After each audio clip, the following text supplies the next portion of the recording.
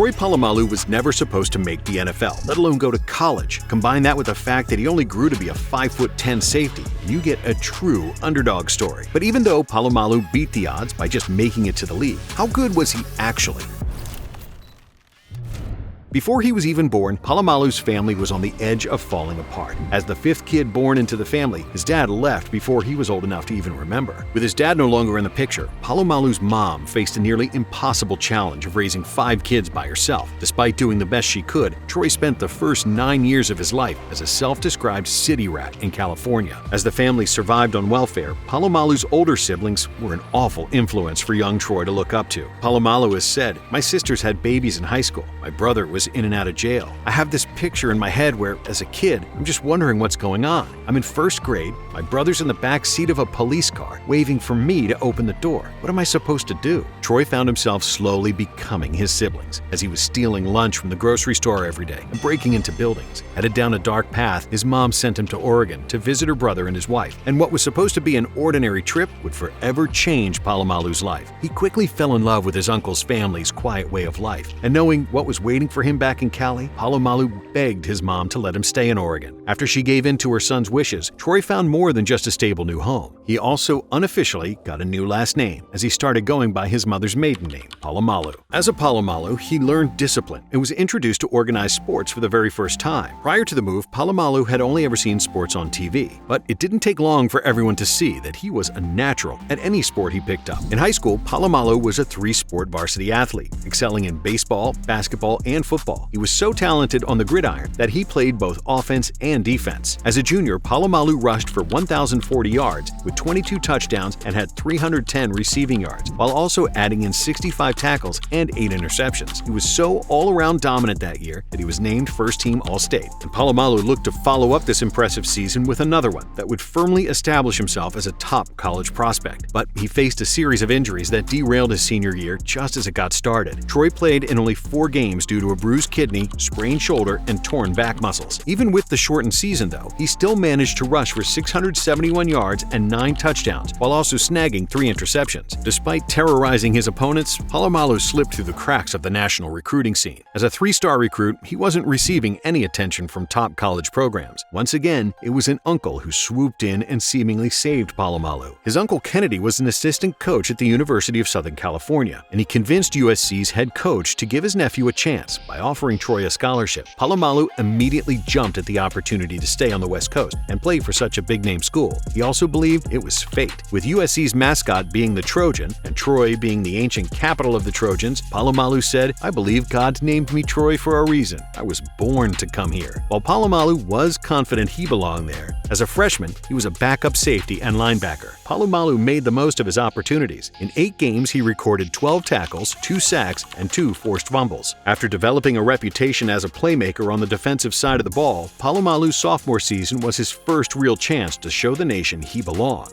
As USC's starting safety in the season opener, Troy exploded onto the scene with a pick 6. It was his way of emphatically letting everyone know that the plays he made as a freshman were no fluke. He further did this by starting all 12 games for the Trojans and finishing with 83 tackles, 5 tackles for loss, 1 sack, and 2 interceptions. They weren't eye-popping numbers, but the way Polamalu could fly around the field and obliterate a wide receiver was eye-opening. His junior season is when he truly put it all together and showed just how high his ceiling was. Polamalu racked up a team-high 118 tackles, 13 tackles for loss, 1 sack, 3 interceptions, 2 pick sixes, 2 forced fumbles, 1 fumble recovery, and 3 blocked punts. Looking like Superman out there, there was nothing he couldn't do. As a result, Polamalu won USC's MVP award and was voted first-team All-American. Heading into his final season of college football, he had developed a nationwide reputation for being a game-breaker. Unfortunately for Polamalu, he didn't get the chance to go out with a bang, as for most of his senior year, he battled nagging ankle and knee injuries. But even with a slight dip in production, Polamalu was still named first-team All-American for a second consecutive season, becoming the first Trojan to be a 2-time first-team All-American since 1992. He finished his USC career with 278 tackles, 29 tackles for loss, 6 interceptions, 4 blocked punts, and 3 touchdowns. With Polamalu having cemented his status as a school legend, he shifted his sights on making the jump to the next level with the 2000 2003 NFL Draft, but he wasn't able to sell himself as a top prospect like everyone else. A bad knee forced him to miss the Senior Bowl and NFL Draft Combine. Standing at 5'10" and weighing just over 200 pounds, Polamalu was far from the ideal mold of an NFL safety, and as a result had his fair share of doubters. So his bad knee served as ammo for the haters, who thought he was too small or not durable enough to succeed in the league. Ahead of the draft, he was projected to be a late first or early second-round pick, but one team disagreed with these evaluations and saw something special in him, so much so that they weren't willing to risk letting anyone else steal him. It was a selection that was met with plenty of backlash. The Pittsburgh Steelers select Troy Polamalu,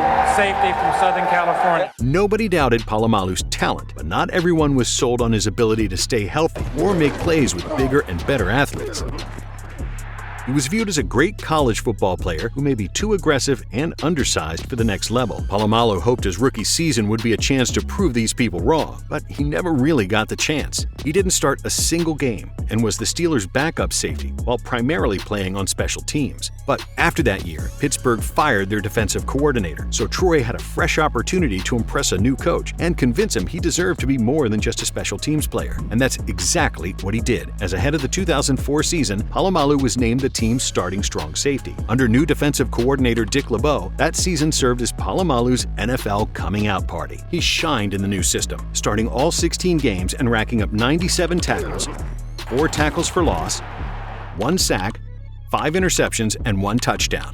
Polamalu anchored a defense that propelled Pittsburgh to a 15-1 regular season record. Then, in his first career playoff game, he had an interception before the Steelers fell in the next round to the eventual Super Bowl champion Patriots. Despite the season's disappointing end, it was still a special season for Polamalu, as he made the Pro Bowl for the first time. He followed up that year with an equally as impressive one, finishing with 92 tackles, 7 tackles for loss, 3 sacks, and 2 interceptions. Along with making his second consecutive Pro Bowl, Polamalu was named a first-team All-Pro, and that season became one he'll never forget. For the first time in over 25 years, the Steelers won the Super Bowl. With his fearless playing style and lead-by-example mentality, he had the Pittsburgh defense looking like the steel curtain from the 70s again. After another Pro Bowl season in 2006, the Steelers decided to lock up their star safety for the foreseeable future, signing Polamalu to a 4-year, $30.19 million contract extension. At the time, the deal made him the highest-paid safety in the entire league. Troy was on top of the world with this new contract, but it wasn't long before the sky came crashing down. An injury-plagued season in 2007 forced him to play in only 11 games, but he was so good when he played that he was still named to another Pro Bowl, his 4th straight. Thankfully, in 2008, he was healthy and played all 16 games. Polamalu had a career-high 7 interceptions and was named a first-team All-Pro for the second time in his career. He also brought home his second Super Bowl ring. Then, not that anyone doubted Polamalu anymore, but the next season his value was made clear as day. An MCL injury forced him to play in only 5 games, and the Steelers' defense fell completely apart without him. In 2008, Pittsburgh's D was first in the league in both points allowed and passing yards. Then, in 2009, without his leadership and playmaking abilities, they fell to 12th in points allowed and 16th in passing yards. Steelers they don't scare anybody, they don't intimidate anybody, they look soft as cottonelle tissue. Coming back in 2010, Polamalu was determined to bounce back stronger than ever and remind everyone just how insanely dominant he is when healthy. Intercepted by Polamalu! 2 games played, 2 interceptions. He went on to lead his team back to the Super Bowl with 7 interceptions, as he was named first-team All-Pro for a 3rd time and won AP Defensive Player of the Year. The following year brought more of the same, as Polamalu finished with 93 tackles and was named first-team All-Pro yet again.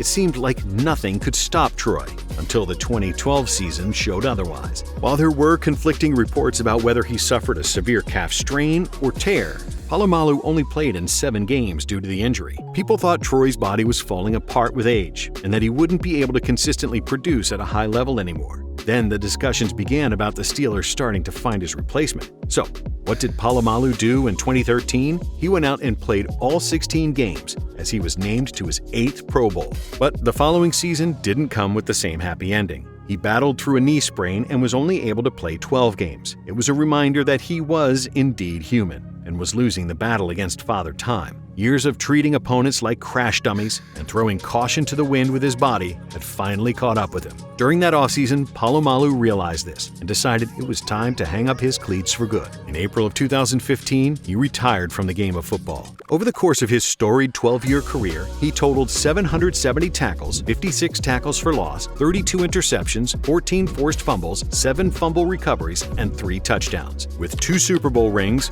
4 first-team All-Pro nominations, and 8 Pro Bowls, Polamalu had established himself as one of the most feared and respected defensive players of his generation. And nothing proved this to be more true than in 2020, when he was inducted into the Pro Football Hall of Fame in just his first year of eligibility. Polamalu's long hair flowing out of the back of his helmet, flying around making plays and hitting anything that moved, will live in football lore forever.